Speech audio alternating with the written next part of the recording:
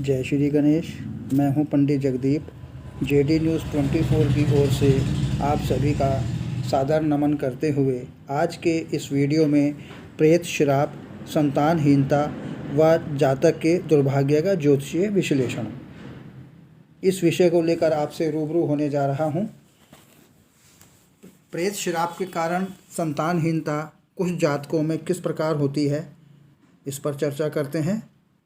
प्रेत शाप से संतानहीनता के ज्योतिषीय योग एवं उपाय इस प्रकार से हैं।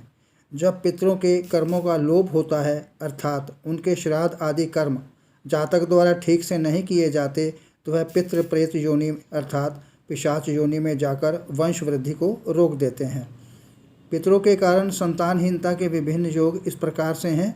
यदि किसी जातक की जन्म कुंडली के पंचम भाव में शनि सूर्य हों और सप्तम भाव में स्थित क्षीण अस्त अथवा नीच चंद्रमा हों, लग्न एवं द्वादश भाव में राहु तथा गुरु हों, तो पितरों के श्राप से वंश वृद्धि का अर्थात संतान की हानि होती है।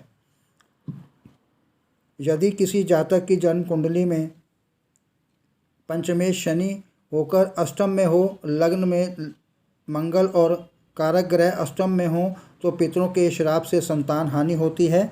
यदि किसी जातक की जन्म कुंडली में लग्न में पापी ग्रह हों और द्वादश भाव में सूर्य हों तथा पंचम भाव में मंगल, शनि या बुध हों और पंचमेश अष्टम भाव में हों, तो प्रेत श्राप से संतान का अभाव होता है। यदि किसी जातक की जन्म कुंडली में लग्न में राहु पंचम, शनि एवं कारक अष्टम में हों, तो पितरों के श्राप से वंश की हानि होती है। यदि किसी जातक की जन्म कुंडली में लग्न में राहु, शुक्र और गुरु हों तथा चंद्रमा की युति हो, लग्नेश अष्टम में हो और पितरों के श्राप से पुत्र का अभाव होता है। यदि किसी जातक की जन्म कुंडली में लग्नेश में पंचम राहु में तथा शनि मंगल से युक्त या दृष्ट हों, तो भी पितरों के श्राप से पुत्र की हानि होती है। जन्म कुंडली के नीच कारक ग्रह हों और पंचमेश भी अपने से नीच राशि में हों, नीच ग्रह से युक्त तथा दृष्ट हों, तो पितरों के श्राप से संतान हानि होती है।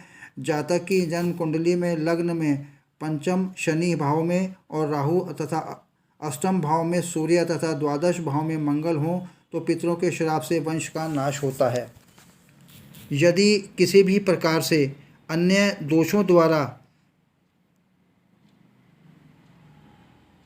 जन्म कुंडली में लग्न में पापी ग्रह और द्वादश भाव में सूर्य तथा पंचम भाव में मंगल, शनि व बुध हों और पंचमेश में अष्टम भाव में हों, तो प्रेत श्राप से संतान का अभाव अवश्य होता है। यदि किसी जातक की जन्म कुंडली में लग्न में